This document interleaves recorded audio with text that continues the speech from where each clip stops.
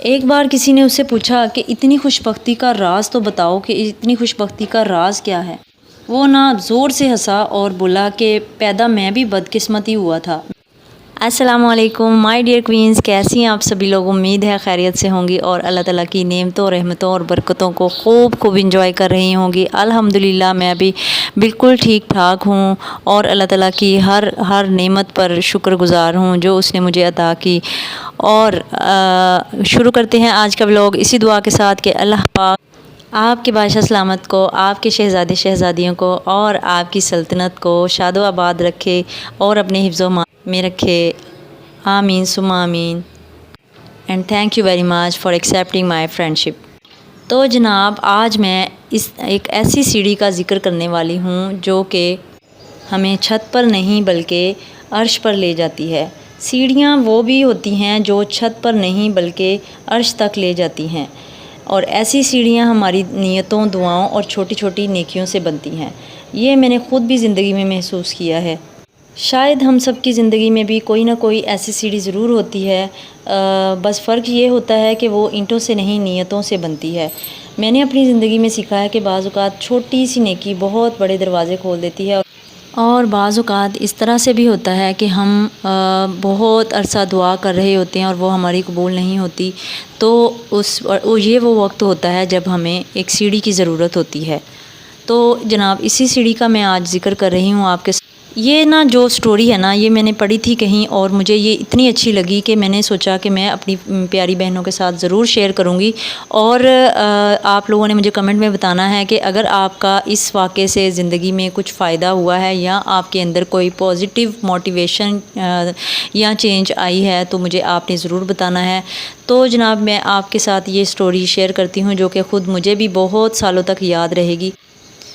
یہ نا ایک ایسے بندے کی کہانی ہے کہ جس کو لوگ کہتے تھے کہ اس کے اوپر 7 پیروں کا ہاتھ ہے، ایک اندیکھی مخلوق ہے جو اس کی حفاظت کرتی ہے۔ بلکہ ایک بار تو ایسا ہوا کہ ایک خونخوار کتا اچانک اس پر حملہ آور ہوا۔ قریب بیٹھے ایک آوارہ کتے نے اپنی جان دے کر اس کی حفاظت کی، حالانکہ وہ اس کا پالتو بھی نہیں تھا۔ بھلا ایسا بھی کبھی ہوتا ہے؟ اس کے چہرے پر ایک نورانیت تھی۔ ایک بار کسی نے اس سے پوچھا کہ اتنی خوش بختی کا راز تو بتاؤ کہ اتنی خوش بختی کا راز کیا ہے۔ وہ نا زور سے ہنسا اور بولا کہ پیدا میں بھی بدقسمت ہی ہوا تھا۔ میں 3 برس کا تھا جب میرا باپ فوت ہو گیا۔ ماں میری چٹی ان پڑھ تھی، وہ خوف کا شکار ہو گئی۔ ایک کمرے کا مکان تھا اور اس پر قرض لیتی رہی، مجھے سامنے بٹھا لیتی اور مجھے دیکھتی رہتی، بلکہ محبت پاش نظروں سے دیکھتی رہتی۔ قریب چچی کا گھر تھا، وہ سارے پڑھے لکھے تھے، محنتی فیملی تھی۔ چچی میری ماں سے کہتی محنت اور دعا سے تقدیر بدلتی ہے، اپنے بیٹے کے لیے ہاتھ اٹھا جملے بدل کر دعا مانگا کرو۔ ماں حیرت سے بس اسے دیکھتی رہ جاتی۔ گھر آتی تو مجھے پھر سامنے بٹھا لیتی۔ کئی بار دعا مانگنے کی کوشش کرتی، لفظ سے لفظ ہی نہ جڑتا۔ در حقیقت اس بیچاری کے پاس کوئی لفظ تھا ہی نہیں، تو وہ کیا دعا مانگتی۔ اور پھر وہ کہتا ہے کہ میں نے بڑے ہو کر کافی سارے کام کرنے کی کوشش کی، محنت مزدوریاں کرتا رہا، اینٹیں جوڑتا رہا۔ پھر ایک بار کہتا کہ میں پیسے جمع کر رہا تھا، ارادہ یہ تھا کہ میں شہر جا کے برتن لا کے بیچوں گا۔ تو بس جناب قرض دار جو تھے نا، وہ اکٹھے ہو کے انہوں نے گھر سے ہمیں باہر نکال دیا۔ ہمارے جو بھی چھوٹے موٹے برتن تھے وہ بھی باہر پھینک دیے۔ تو ہمارے اوپر اتنا جو ہے نا ایک قیامت ٹوٹ گئی۔ ماں بیٹا بیچارے کبھی ادھر بھاگیں کبھی ادھر بھاگیں، تو رات ہو گئی۔ تو رات کو سر تو کہیں چھپانا تھا، آخر جو ہے نا وہ ایک آنٹی کو ترس آیا اور انہوں نے اوپر والا جو ہے نا کمرہ خالی کر کے دے دیا، مگر اس کی سیڑھی نہیں بنی تھی۔ بانس والی سیڑھی پر خوف کی ماری ماں جب چڑھنے سے اس نے انکار کر دیا تو وہ ایک اور پریشانی بن گئی، ایک زینہ اوپر جائے ایک زینہ نیچے اتر جائے۔ بڑی مشکل سے کہتا کہ میں نے ان کو تقریباً ایک زینے پر چڑھا کر ایک سٹیپ پہ اوپر پہنچایا، تو خوف کی ماری ماں جو ہے نا وہ پھر کبھی نیچے نہیں آئی۔ کوئی تسلی کوئی منت اس کے کام نہیں آئی، جسم کانپنے لگ جاتا اور کہتی کہ میں اوپر ہی ٹھیک ہوں۔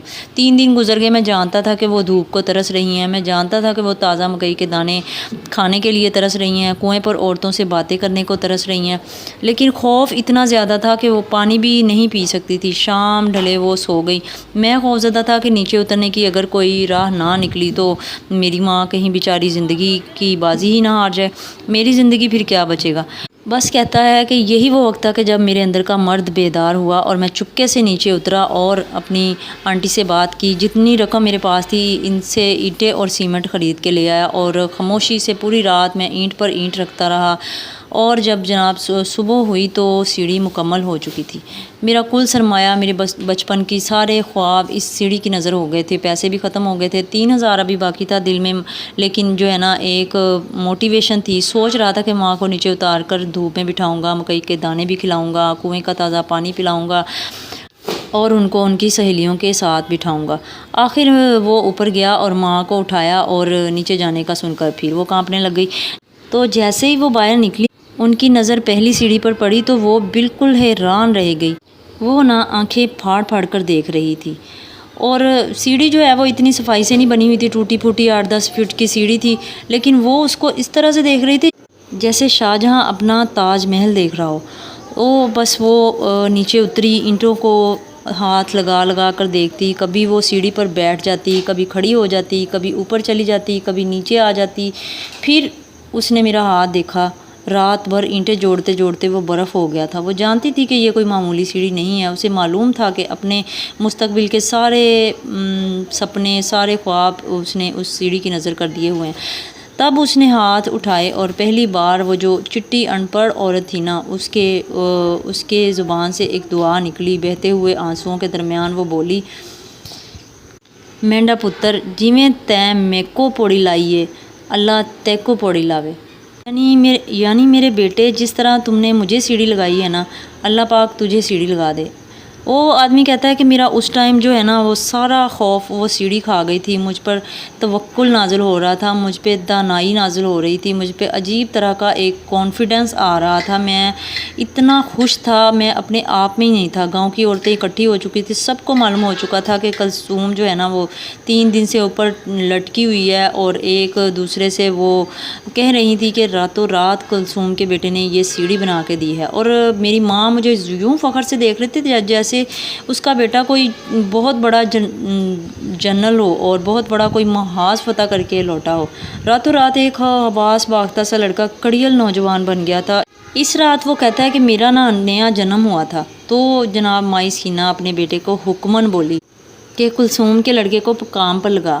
تو جناب اس طرح سے اس کا بدقسمتی کا دور جو ہے وہ ختم ہو چکا تھا، اسے سیڑھی لگ چکی تھی، اور اس آخر میں جو ہے نا اس آدمی نے یہ کہا کہ اگر قسمت ساتھ نہیں دے رہی نا تو کوئی سیڑھی ڈھونڈ سیڑھی۔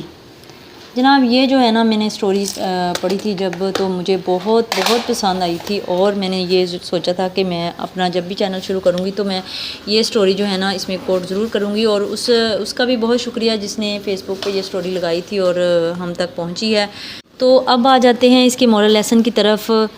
جیسا کہ شروع میں نے آپ کو بتایا تھا کہ سیڑھیاں وہی نہیں ہوتی جو چھت پر لے جاتی ہیں، اصل سیڑھیاں وہ بھی ہوتی ہیں جو عرش تک لے جاتی ہیں، اور ایسی سیڑھیاں جو ہے نا وہ ہماری نیتوں سے، دعاؤں سے اور چھوٹی سی نیکیوں سے بنتی ہیں۔ میں نے خود بھی اپنی زندگی میں یہ بہت محسوس کیا ہے۔ اچھا میری عادت ہے کہ راستے میں اگر کوئی پتھر نظر آ جائے تو میں اسے ہٹا دیتی ہوں، یہ سوچ کر کہ شاید ایسی ایک چھوٹے سے عمل سے اگر اللہ تعالیٰ مجھ پر مہربان ہو جائے، شاید کسی بڑی مصیبت سے بچا لے۔ گھر پہ اگر کوئی مانگنے والا آ جاتا ہے تو میری کوشش یہ ہوتی ہے کہ اسے خالی نہ لوٹائے، کبھی روٹی، کبھی کچھ پیسے، اور ہمیشہ ایک دعا کی امید، یہی بس میرا مقصد ہوتا ہے۔ اور یہ باتیں میں آپ سے اس لیے نہیں کہہ رہی کہ میں بہت زیادہ نیک ہوں، بلکہ صرف میں اس لیے کہہ رہی ہوں کہ میں بہت زیادہ گناہ گار ہوں، اور میری ہر چھوٹی سی نیکی صرف ایک امید ہوتی ہے کہ شاید اللہ تعالیٰ میرے سے راضی ہو جائے۔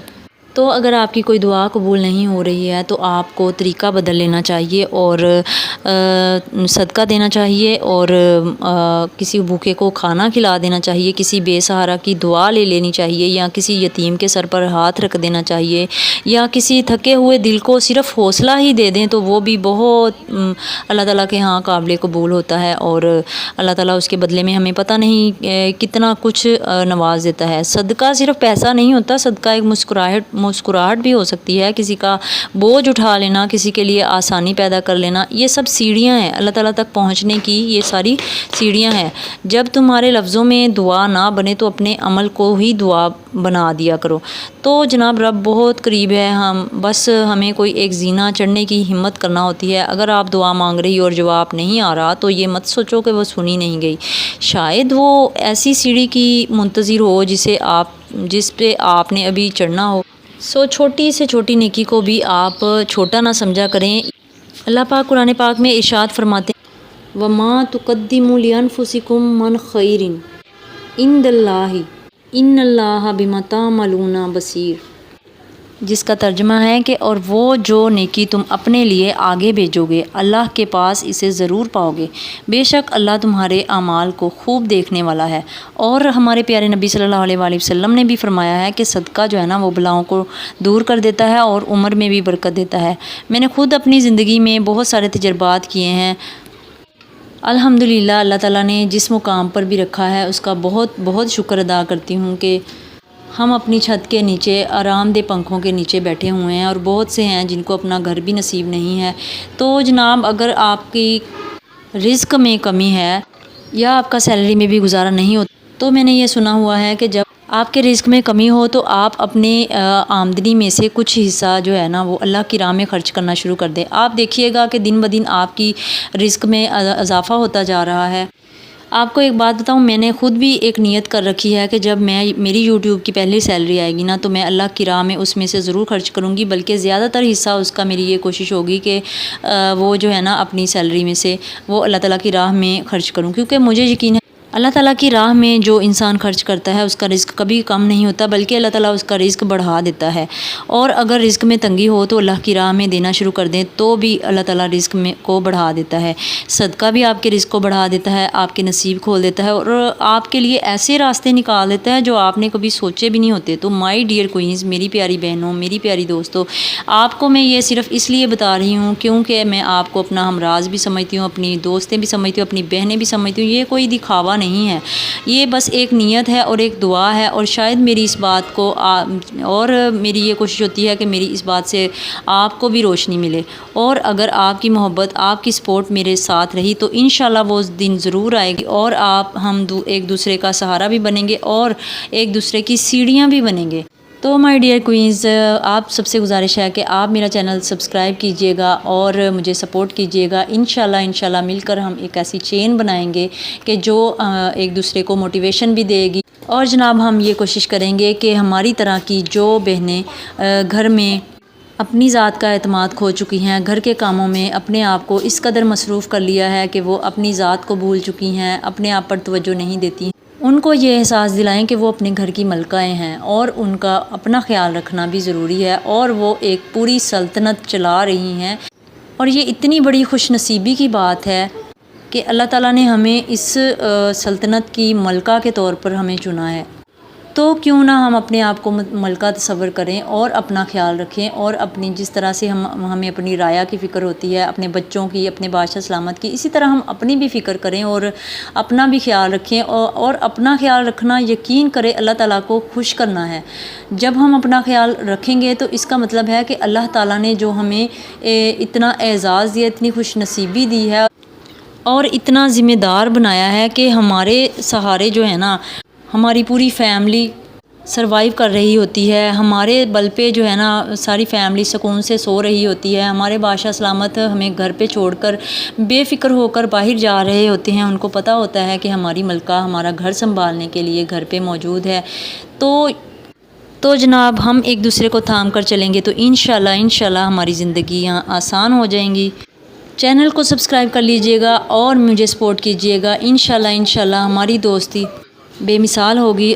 اللہ پاک ہمیں ان لوگوں میں شامل فرما دے جو اس کی راہ میں دیتے ہیں اور دوسروں کے لیے سیڑھی بنتے ہیں اور جن سے اللہ پاک راضی ہوتا ہے۔ اپنے بادشاہ سلامت کا بہت سا خیال رکھیے، اپنا خیال رکھیے، اپنی رعایا کا خیال رکھیے اور کسی کے لیے سیڑھی بنیے، اور مجھے بتائیے گا کہ آپ کو میرے پوری ولاگ میں سے سب سے اچھی بات کون سی لگی۔ میرے ساتھ جڑے رہیے گا، آپ کی دوستی کا بہت بہت شکریہ۔ ملتے ہیں اگلے ولاگ میں ایک نئے ٹاپک کے ساتھ اور نئی انرجی کے ساتھ، نئی موٹیویشن کے ساتھ۔ آپ سب کا بہت بہت شکریہ، تھینک یو ویری مچ، پھر ملیں گے۔